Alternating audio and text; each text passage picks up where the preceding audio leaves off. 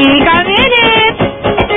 Exciting daw ang eksenang mapapanood sa telefantasyang Kamandag mamaya. Ang mga nagpakitang gila sa action scene, ang leading ladies na sina Maxine Magalona at Jewel Mish. Makichika kay Aubrey Carampel.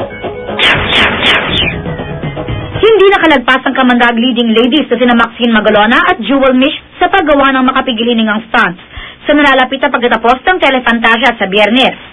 Sa isang eksenang mapapanood mamayang gabi, nakabitin sina Maxine at Jewel sa waterfalls. Sa hirap daw ng stunt, inabot ng halos 10 oras ang taping ng eksena. Hindi raw maiwasan ni Jewel na kabangan dahil first time raw niya itong gagawin. Nininervyos na exciting, tapos malamig pa yung tubig.